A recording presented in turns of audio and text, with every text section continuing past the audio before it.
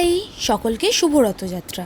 হ্যাঁ, আজকে রথ নয়, বাট ভিডিওটা তো রথে। আচ্ছা, আমার ভিডিওটা শুরু করার আগে আমাকে একটু কমেন্ট করে জানাও তো যে তোমাদের ছোটবেলার রথ কিরাম কাটতো আর এখন রথ কিরকম কাটে। তারপর আমি আমারটা বলবো।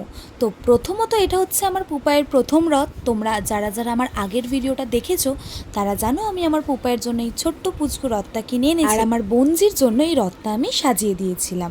তো ওদের দুজনকে নিয়ে আমি রথের সন্ধ্যেবেলা বেরিয়ে গেছিলাম একটু ঘুরু করতে। কিন্তু রথের দিন বৃষ্টি হবে না সেটা তো হয় না, তাই এই বৃষ্টিটা এসে সবটাই মাটি করে দিয়েছিল। ওরা পুচকু মানুষ কি আর বৃষ্টিতে ভিজে ভিজে রথ টানতে পারে, তাই ওদেরকে পাঠিয়ে দিয়েছিলাম বাড়িতে। তারপরে আমি গেছিলাম এই যোগু দাদার রথটা টানতে।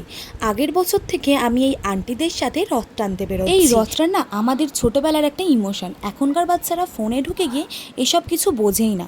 আমাদের সময়টাই ছিল আলাদা। রথের দিন সকালবেলা স্কুল ছুটি, মা রথ বের করে দিত। এবার দাদা দিদি যে যার বাড়ির লোককে ধরে আগে রথটা সাজানোর ব্যবস্থা করা হতো, কারণ কার রথ কত বেশি ভালো হয় সেটা নিয়েও তো ছিল কম্পিটিশান। তারপর বিকেল হতে না হতেই মায়ের মাথা খারাপ করে দিতাম যে কখন রথ নিয়ে বেরাবো। তো যাই হোক, বেরানোর পর সেই রথ নিয়ে চলতো অনেক দৌড়াদৌড়ি, ঘোরাঘুরি, এবং কার রথ কত বেশি লোক ধরে টানে সেটাও ছিল একটা মজার। কিন্তু একটু বড় হওয়ার পর সেই সব রথের মজাগুলো সব চলে গেল। অনেক মিস করতাম এই রথের দিন সেই সব মজাগুলো। তারপর আমি আগের বছর থেকেই আন্টিদের সাথে বেরোচ্ছি এই রথ নিয়ে। দারুণ মজা হয়। আর দেখো, এই রথ নিয়ে আমরা ঘুরতে ঘুরতে পেয়ে গেলাম আর একটা রথের দর্শন।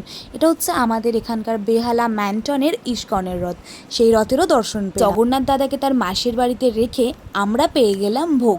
এবার ভোগ তো আমি খেতে পারবো না, ভগবানের প্রসাদ, তাই গালে একটা দানা ছুঁয়ে রওনা দিয়ে দিই এবার বাড়ির দিকে। তোমরা কিন্তু ভিডিওটা অবশ্যই লাইক করে দিও আর জয় জগন্নাথ লিখে দিও।